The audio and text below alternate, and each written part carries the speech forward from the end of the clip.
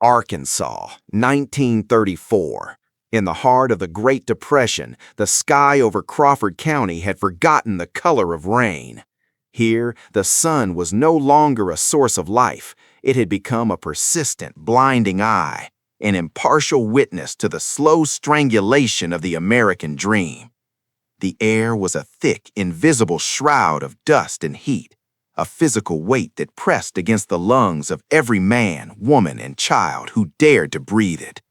This wasn't just a drought of water, it was a drought of the soul. Look closely at the cracks in this clay. These are the generational scars of a people who believed that hard work was a shield against destiny. They were wrong. By 1934, the social contract had been shredded by the wind. The Great Depression didn't just steal the coins from the pockets of the Ozark farmers, it stole their dignity, replacing it with a volatile, corrosive desperation. In every farmhouse, behind every boarded window, there was a pressure building, a social tension so taut it hummed like a wire about to snap. In Crawford County, your neighbor's success was no longer a cause for celebration. It was a reminder of your own looming extinction. The community was fracturing along the lines of debt and ownership. When the belly is empty and the wells are dry, the milk of human kindness curdles into something dark and unrecognizable. Every unpaid tax bill, every whispered rumor at the general store, every glance toward a neighbor's still green patch of timber was a grain of gunpowder being added to a keg that had been waiting decades for a spark. The Millers were a family of steel and silence. They had held their land since the first settlers pushed through the thickets, but the land was no longer theirs to hold. It was being reclaimed, not by nature, but by the cold, ink-stained ledgers of men in suits who lived miles away from the dust. This was a landscape of absolute hopelessness, where the only thing that grew faster than the debt was the resentment. The heat didn't just wither the crops, it cooked the mercy out of the human heart, leaving behind a dry, flammable rage. In this suffocating stillness, the residents of Crawford County waited. They waited for rain. They waited for relief. They waited for a sign that the world hadn't forgotten them. But the heavens remained silent. And in that silence, a different kind of noise began to rise. The sound of old grudges being sharpened in the dark. Because in the Ozarks, when the law of the land fails, the law of the blood takes its place. This is where our story begins. Not with a bang, but with the quiet, terrifying realization that there was nothing left to lose. The atmosphere was thick with the scent of scorched pine and stale sweat. You could feel it in the way people walked, shoulders hunched, eyes darting, looking for a scapegoat for their misery. The social pressure wasn't an abstract concept. It was a physical force, a tightening noose. And for the Miller family, the knot was about to be tied. In the Ozarks, a fence line isn't just a partition of property. It is a theological boundary. To cross it without invitation is to declare war. To move it by an inch is to invite a curse. For 3 generations, the Millers and the Walkers had lived in a state of armed peace, a silent, cold war fought over a singular divine resource, a natural spring that bubbled up from the limestone deep beneath the ridge. In a world of dust and death, that water was more than life. It was power. And in 1934, power was the only currency that still had value. The Walkers were men of the New South, industrial, litigious, and cold. They didn't settle disputes with handshakes or shotguns. They settled them with lawyers and surveyors. They had used the systemic machinery of the county to slowly choke the Millers out. The dispute over the crying spring wasn't just about hydration. It was about the slow, calculated erasure of a family's heritage. Every gallon of water redirected to the Walkers' prize Hereford cattle was a gallon of blood stolen from the Miller children. This was the calculated retribution that the Walkers practiced, a quiet, bureaucratic violence that left no bruises, only empty stomachs. Focus on this lock. To a stranger, it is a piece of junk. To Elijah Miller, it was the final profanation. 2 nights before the tragedy, Silas Walker's youngest son had ridden onto Miller land, allegedly looking for a stray calf. He hadn't asked permission. He hadn't called out from the road. He had simply broken the lock, trampled the remaining garden bed, and left the gate swinging wide, an invitation for the coyotes and the dust. In the hierarchy of rural insults, this was a desecration. It was a message. You no longer own what you stand upon. Your boundaries are illusions. Your privacy is a myth. This broken lock became a totem of all the Miller family's grievances. Every time Elijah passed it, the social pressure intensified. He didn't see a broken piece of hardware. He saw the face of Silas Walker laughing at his poverty. He saw the generational scars of his father, who had lost the lower pasture to a Walker lawsuit in 1912. He saw the future of his sons, who would be forced to work as sharecroppers on the very land their grandfather had cleared with an axe. The Walkers were the architects of this misery, building their empire on a foundation of broken locks and diverted springs. The air around the boundary markers seemed to vibrate with a quiet rasbrat, a discord so ancient it felt like a band of the local geology. In the general store, when a Miller and a Walker crossed paths, the silence was so heavy it felt like it could shatter glass. There were no shouts, no public brawls, just the cold, hard stare of men who knew that the earth wasn't big enough for both of them. The Walkers relied on the law to protect them, believing that a piece of paper from the courthouse was a shield against a hungry man's rage. They failed to realize that when a man's boundary is violated long enough, he eventually decides to eliminate the boundary and the neighbor altogether. The broken lock was the trigger. It wasn't the cause of the massacre, but it was the permission Elijah Miller needed to stop being a victim. The time for lawsuits had passed. The time for the law of the blood had arrived. In the shadows of the porch, Elijah sat and watched that gate swing in the wind, listening to the metal scream. To him, it wasn't a gate anymore. It was a countdown. Inside the Miller home, the air was stagnant, flavored with the metallic tang of old grease and the bitter scent of failure. Elijah Miller sat at the head of the table, a man carved from the very hickory he once farmed, hard, unyielding, and splintering under the weight of an impossible sky. His eyes were fixed on the darkness beyond the window, watching the distant, mocking glow of the Walker estate. For Elijah, the social pressure had transcended the mind. It was now a physical ache in his joints, a tightening around his throat that no amount of prayer could loosen. Then came the sound, not the roar of a storm, but the thin, mechanical whine of a Ford Model A struggling up the gravel drive. In 1934, a car approaching a struggling farm was rarely a herald of good news. It was the sound of the systemic machinery arriving to collect its pound of flesh. It was the sound of the law, dressed in a cheap suit and carrying a leather briefcase, coming to finalize a tragedy that had been years in the making. The document was passed in silence, a heavy, cream-colored parchment that felt obscenely clean in Elijah's dirt-caked hands. It was a writ of foreclosure, a legal death warrant. But the sting wasn't just in the loss of the land. As Elijah's eyes scanned the fine print, he saw the name of the petitioner, Silas Walker. The Walkers hadn't just waited for the bank to take the farm. They had bought the debt. They had weaponized the Great Depression to ensure that the Miller name would be wiped from the map of Crawford County forever. This was the calculated retribution of the elite. Not a bullet, but a signature. At that moment, the internal dam broke. The years of diverted water, the broken gate locks, the snide remarks at the courthouse, and the sight of his children's ribs, it all condensed into a single cold realization. The law was a weapon owned by the wealthy, and if the law would not provide justice, then the blood must provide satisfaction. The quiet rosbrod that had simmered for decades suddenly crystallized into a mission. Elijah Miller looked at the paper, then at the man who delivered it, with a gaze so hollow it made the official stumble back towards his car. The final trigger had been pulled.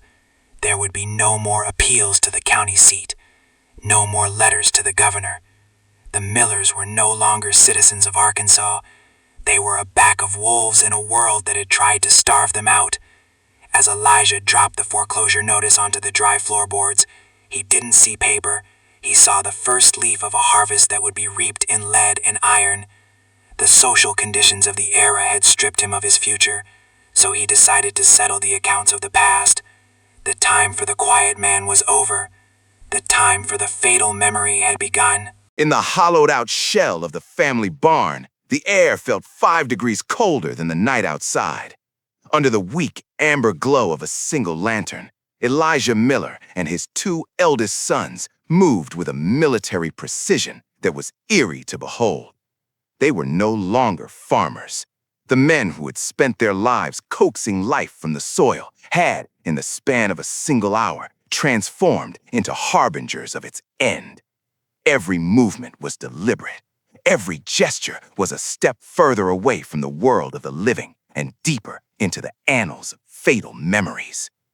The soundscape of this scene is dominated by the clink and slide of oil-slicked metal. A Winchester Model 1894, a family heirloom that had once provided venison for the table, was now being repurposed for a much darker harvest.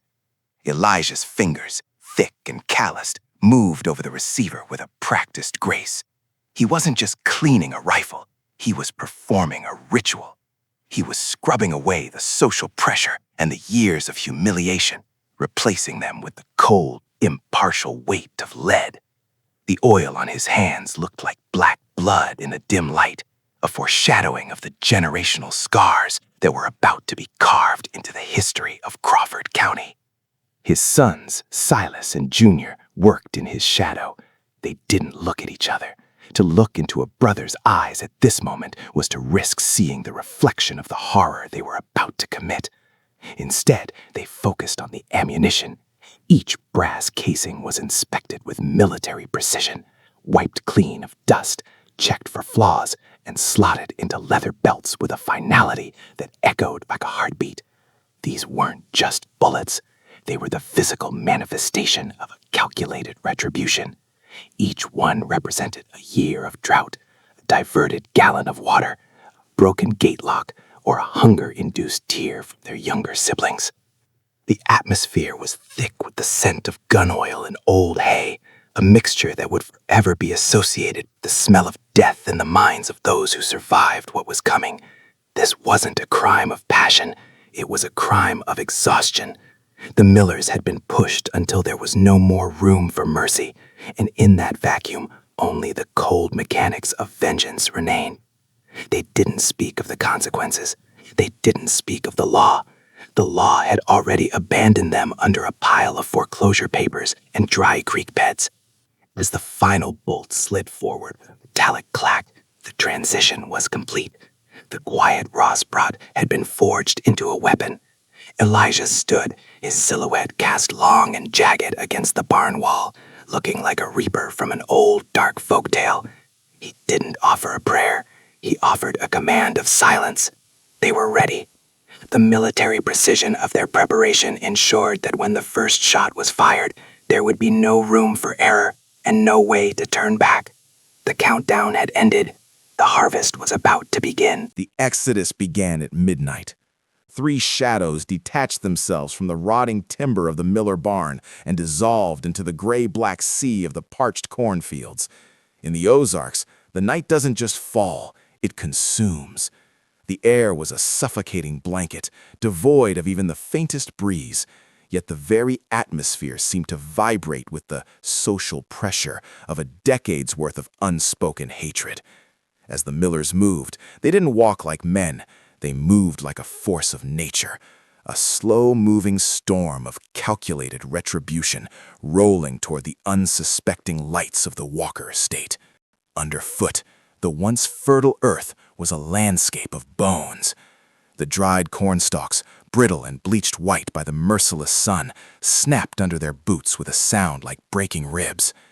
Every crack was a rhythmic reminder of the fragility of the peace they were leaving behind. They moved in a single file, maintaining a military precision that kept their silhouettes low against the horizon. They didn't use flashlights. They didn't need them. They knew every dip, every ridge, and every hidden rock of this land, not as owners, but as people who had bled into its soil for generations. The quiet Rosbrod that had once been a matter of civil court filings and property surveys was now a physical presence in the dark. As they crossed the invisible line marked by that lichen-covered boundary stone, a transformation occurred. They were no longer trespassers on Walkerland. They were reclaimers. To Elijah Nooker, the rustle of the dry leaves wasn't noise. It was the land itself whispering for blood. The generational scars felt like burning brands on their skin as they neared the edge of the Walkers' irrigated pastures, where the grass was unnaturally green, fed by the water that should have been theirs. The contrast was a final, bitter insult. The scent of damp earth and well-fed livestock wafted toward them, a smell of luxury that felt like a slap in the face of their own starvation. It reinforced the systemic pressures that had driven them to this moment. In the distance, the Walker mansion sat atop the ridge like a crown of thorns, its white pillars glowing ghostly in the moonlight. It was a monument to the social conditions that allowed one family to thrive while another withered into dust. With every step, the Millers were shedding their humanity, preparing to become the nightmare that the wealthy always feared would crawl out of the hills. They reached the final tree line, less than 200 yards from the back porch. Here, the military precision became even more pronounced. They fanned out, taking positions behind the ancient oaks that stood like silent sentinels. The heavy, metallic clack of a shell being chambered was the only signal given. In the absolute stillness of the Arkansas night, that sound carried a terrifying finality. The march was over. The fatal memory was about to be written in the floorboards of the house on the hill. The transition from victim to predator was complete, and the night held its breath, waiting for the first scream to tear the veil of the Great Depression. The transition from silence to slaughter happened in a fraction of a heartbeat. Inside the Walker mansion, the air was cool, filtered by the wealth that the Millers could never touch. The family was gathered in the dining room, a scene of social insulation where the clink of silver on china was the only reality. They didn't hear the grass part. They didn't see the shadows detach themselves from the tree line. The quiet Rosbrot was about to become a deafening, irreversible scream of calculated retribution. The first shot didn't just break the window. It shattered the illusion of safety that the upper class of Crawford County had built for themselves. As the glass sprayed across the polished mahogany table like a shower of diamonds, the military precision of the Millers' plan became terrifyingly evident. Elijah didn't fire at random. He fired with the cold, rhythmic pacing of a man who had already rehearsed this nightmare 1,000 times in his sleep. The social conditions that had kept him subservient for decades were burned away in the flash of the muzzle, replaced by a raw, ancient hunger for balance. In the chaos that followed, time seemed to liquefy. The less than 30 minutes that the massacre lasted felt like an eternity of generational scars being ripped open. The Walker patriarch, Silas, reached for a telephone, a symbol of his connection to the power structures of the state, but the line had already been cut. The Millers had severed the house from the world before they ever stepped onto the porch. This was the systemic pressure being pushed back onto the oppressor. Every room became a theater of fatal memories, where the ghosts of every stolen acre and every diverted drop of water seemed to rise from the floorboards to guide the Millers' hands. There was a horrific irony in the setting. The fine lace curtains, the imported rugs, the oil paintings of ancestors who had started this feud, they were all being redecorated with the visceral reality of a blood harvest. The Millers moved through the hallways, not as thieves, but as liquidators. They didn't take the silver. They took the lives that the silver had been built upon. The quiet man's rage is a terrifying thing because it lacks the heat of a common brawl. It has the crystalline, freezing quality of a winter frost that kills everything it touches. The Walkers, who had spent their lives manipulating the law to starve their neighbors, found that the law was a useless shield against a man who no longer believed in it. When the first rays of the indifferent Arkansas sun began to pierce the morning mist of 1934, they did not illuminate a home. They revealed a slaughterhouse of social insulation. The Walker Estate, once a beacon of regional power and architectural arrogance, had been transformed into a silent monument to calculated retribution. When the sheriff's deputies finally crossed the threshold, they weren't met with the familiar smells of a farm morning, bacon, coffee, or damp earth. Instead, the air was saturated with the cloying, iron-heavy scent of fresh blood and the acrid, stale ghost of burnt gunpowder that seemed to hang in the hallways like a physical shroud. The chronicle of horror began in the foyer, but it was in the grand dining room where the true scale of the generational scars became visible. The sight was a grotesque parody of wealth. A crystal chandelier, worth more than the entire Miller farm, lay shattered on the floor, its glass shards mingled with brass shell casings in a glittering mosaic of ruin.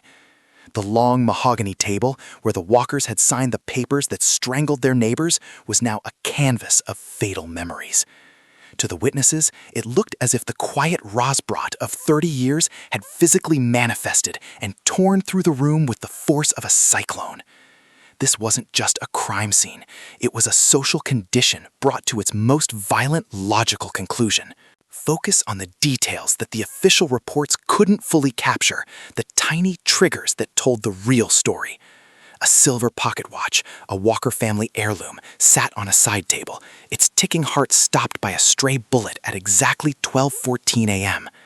A half-eaten meal, frozen in time, sat next to a blood-stained napkin, representing the social pressure that had finally burst the bubble of the elite. The investigators moved with a heavy, hollow dread, realizing that this wasn't the work of common bandits or outsiders. The military precision of the wounds, the methodical nature of the path through the house, and the lack of any stolen valuables pointed to a much darker truth. This was a liquidation of a bloodline, performed by men who had been treated as ghosts until they decided to become monsters. As the deputies moved to the upper floors, the systemic pressures of the era seemed to echo in every corner. They found the heavy oak doors kicked in with a ferocity that spoke of decades of suppressed rage. In the library, where the legal traps had been set for the Millers, the ledgers were soaked through, the ink of the debts running together in a dark, illegible blur. The tragedy had scarred the local history in a way that could never be healed. It was a reminder that when the law is used as a fence to keep the poor in the dirt, the poor will eventually use the fence posts as weapons. Every room told a story of calculated retribution, a specific answer to a specific insult, a life taken for every acre stolen. The most chilling aspect for the first responders was the absolute silence that followed the storm. There were no survivors to tell the tale, only the fatal memories etched into the walls. Outside, the irrigated green grass of the Walkers' lawn was being trampled by the boots of a growing crowd of onlookers, neighbors who looked on with a mixture of horror and a secret, terrifying understanding. They knew the quiet Rosbrot. They knew the story of the spring and the broken lock. In the eyes of the community, the blood on the white pillars of the mansion wasn't just a crime. It was the inevitable harvest of a crop that the Walkers had been planting for 3 generations. As the echoes of the final shots fired at the Walker estate finally dissolved into the heavy velvet curtains and the hollow silence of shattered rooms, the Millers did not wait for the arrival of the law. They vanished into the night with a military precision that was as chilling as it was methodical. This was not the frantic flight of desperate men. It was a tactical withdrawal into the primal heart of the Ozark wilderness, a place where the limestone bluffs and ancient oaks had spent centuries guarding the secrets of those who did not wish to be found. For Elijah and his sons, the forest was not an obstacle. It was the only true ally they had left after the civilization of Crawford County had discarded them on the fringes of existence. In the pitch-black, suffocating depths of the Arkansas timber, the Millers moved like shadows detaching themselves from the earth. They navigated by generational scars, using dried creek beds, hidden limestone ridges, and thickets of briars so impenetrable that no posse would dare breach them without a surveyor's map and a priest's prayer. Every step they took away from the smoldering ruins of their neighbors' lives was a step deeper into oblivion. They were shedding their identities as farmers and citizens, transforming into the very ghosts of the hills. By the time the first bloodhounds were unleashed at dawn, the Millers had already become a fatal memory, woven into the fog that clung to the valleys like a shroud. The commencement of the manhunt was loud and performative, a stark contrast to the Millers' silent retreat. The sheriff of Crawford County mobilized a force of hundreds, deputies, volunteers, bounty hunters, and those looking to vent their own social pressures under the protection of a badge. It was a hunt fueled by a systemic fear that the Millers' act of calculated retribution might serve as a spark for other starving families on the brink of ruin. The Ozarks are not a park. They are a labyrinth of vertical drops and lightless caves. Echoes play cruel tricks on the pursuers.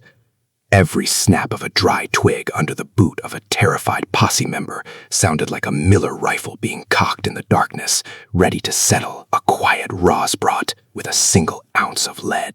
The social conditions of the era turned the hills into a psychological battlefield. For the first 48 hours, the law found nothing, empty brass casings by the riverbanks and the cold ash of fires that had been extinguished hours before their arrival.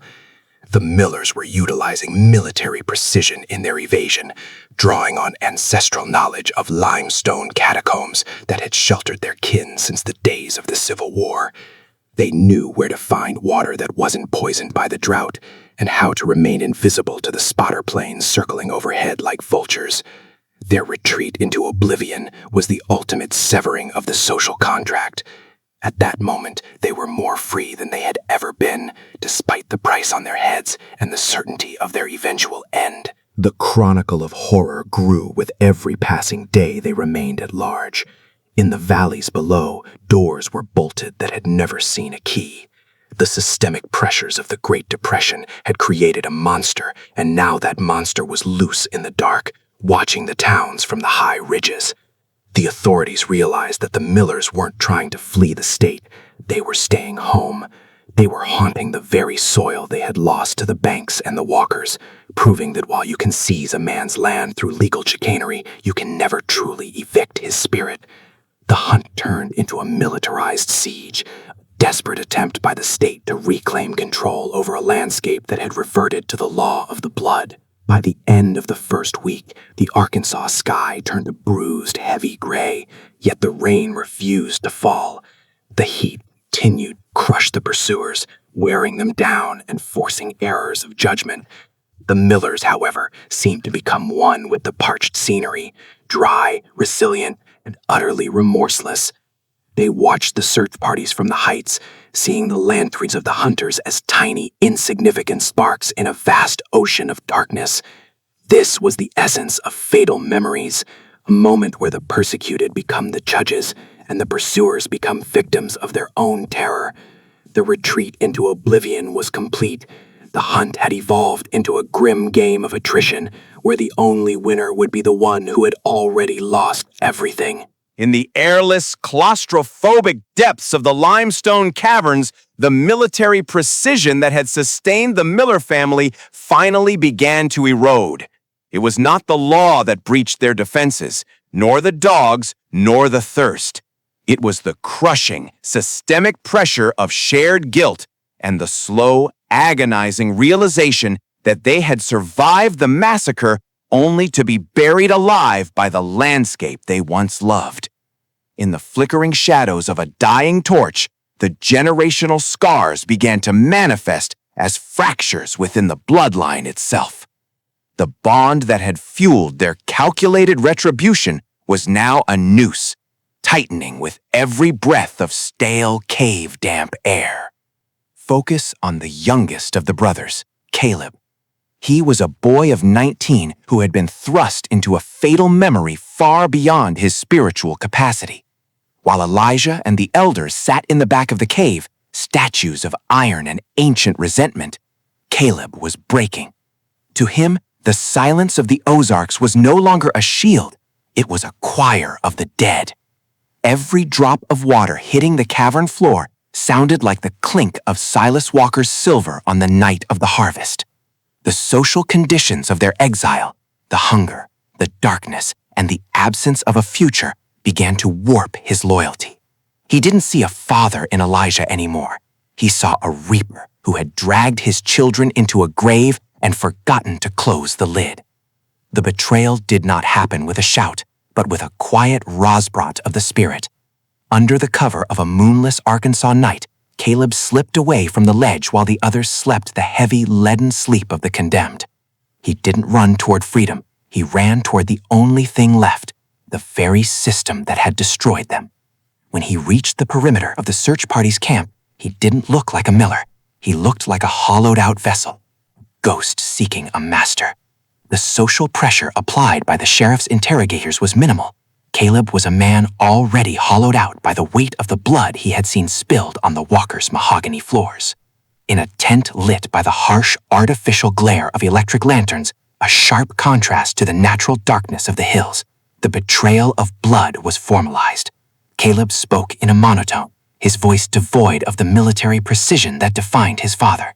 He mapped out the limestone catacombs, pointed to the hidden springs, and revealed the secret paths that had been Miller secrets for a century. For a few scraps of bread and a promise of a life in a cage rather than a grave in the woods, he traded the generational scars of his ancestors. The investigators watched him with a mixture of pity and predatory glee, realizing that the quiet man's rage had finally met its match in the cowardice of the exhausted. The impact of this betrayal was a systemic collapse of the Miller's mythos. The moment Caleb's finger traced the location of the Devil's Den cave on the topographical map, the fate of the family was sealed. It was the ultimate irony of the Great Depression. A family that had stood against the banks, the law, and the elite was finally brought to its knees by its own youngest member. The calculated retribution of the state was now guided by Miller blood. Outside the tent, the dogs began to bay with a new, focused intensity. They had the scent, not of a track, but of a soul.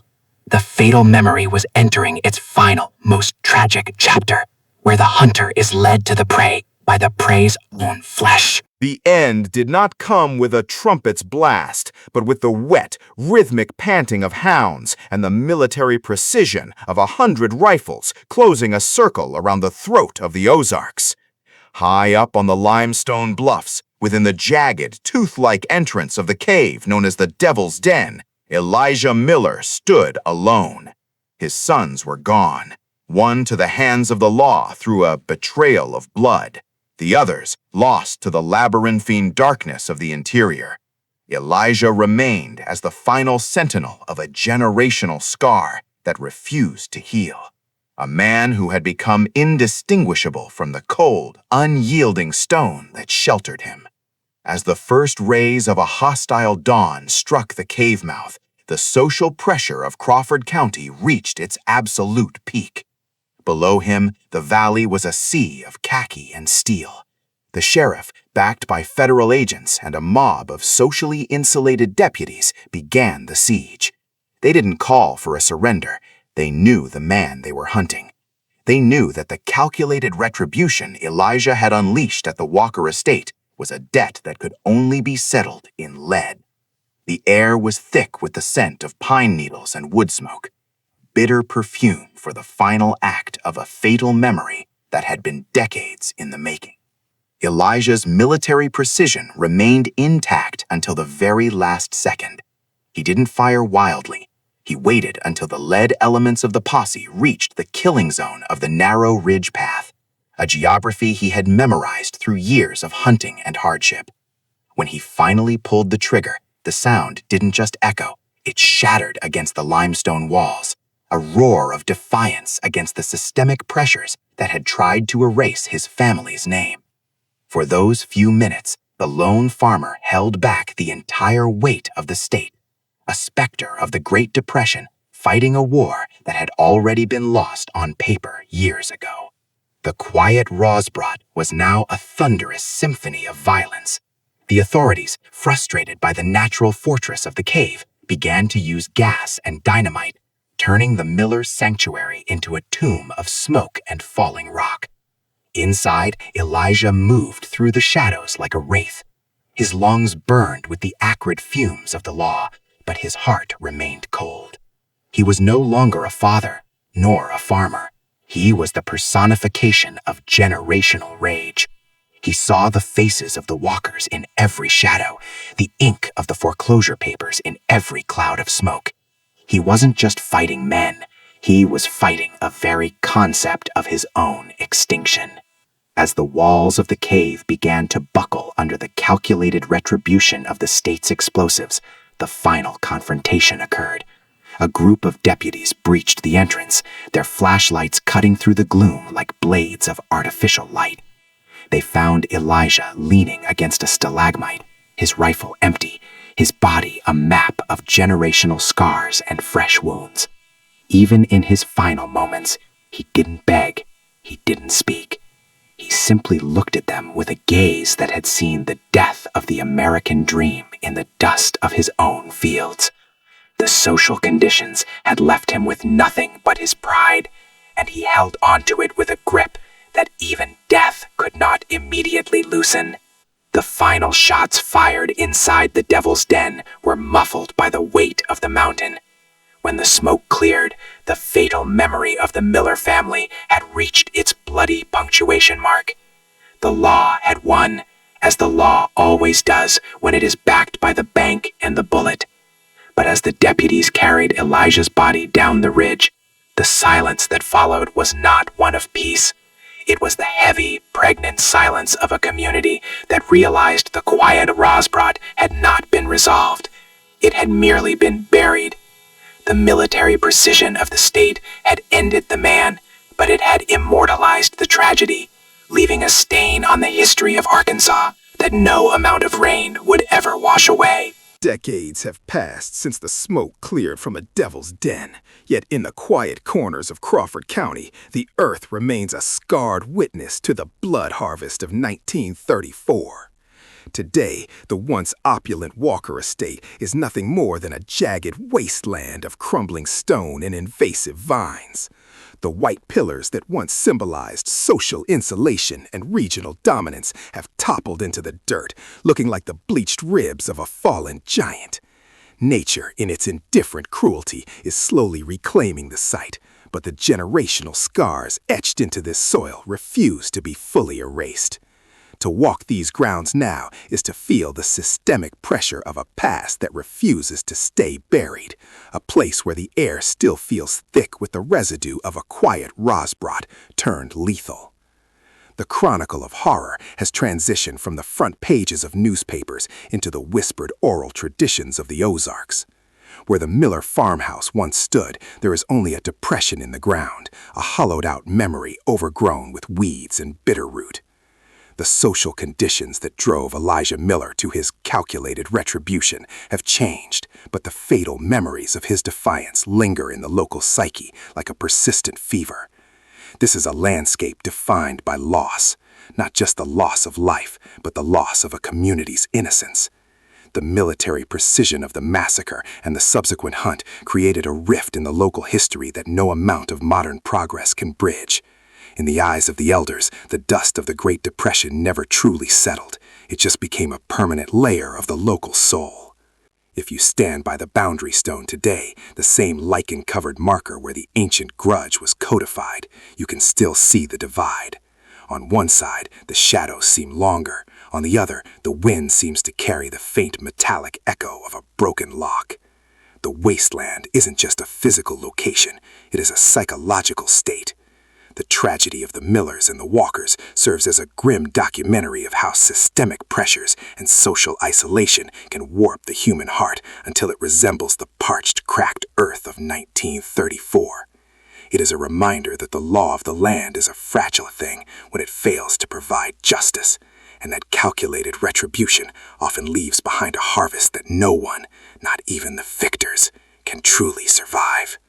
Today, the Devil's Den is a site for hikers and tourists, people who walk the limestone paths with no knowledge of the military precision that once defended them. But for those who know the history, the cave remains a fatal memory, a tomb of smoke and silence, where the generational rage of a family finally met its end. The wasteland is a testament to the fact that violence does not resolve history. It only freezes it in a moment of absolute horror. The names on the headstones in the county cemetery may be fading, but the story of the blood harvest is written in the very geology of the hills, a haunting echo of a time when the world broke and the men of Crawford County broke along with it. As we stand at the edge of this dark chronicle, the dust of 1934 finally begins to settle in our minds, but the weight of it remains. The story of the Miller family is not merely a true crime footnote or a hollow legend of the Ozarks. It is a profound, historical documentary of the human spirit pushed into a corner by systemic pressures it could neither understand nor overcome. We are left to wonder, where does the responsibility lie? Was it in the cold, ink-stained ledgers of the Walkers, who used the law as a garrote? Or was it in the military precision of Elijah Miller, who decided that if he could not live as a man of peace, he would die as an instrument of calculated retribution? The generational scars we have explored today are the invisible maps that guide our social failures. In Crawford County, the quiet Rosbrat was allowed to fester for 3 decades because the social conditions of the era favored the powerful and ignored the starving. When the social pressure became absolute, the moral compass of an entire family shattered, leaving behind only the fatal memory of a harvest reaped in lead. This tragedy serves as a haunting mirror, reflecting how quickly the social contract can dissolve when justice is replaced by litigation, and when a neighbor's survival becomes an inconvenience to another's empire. Elijah Miller, Silas Walker, and the boy Caleb, who chose the betrayal of blood over the silence of the cave, are all ghosts now, bound together in a wasteland of their own making. Their story reminds us that fatal memories are not just about the dead, they are about the living who must inherit the ruins. The Ozark Hills have a long memory, and they do not distinguish between the righteous and the desperate.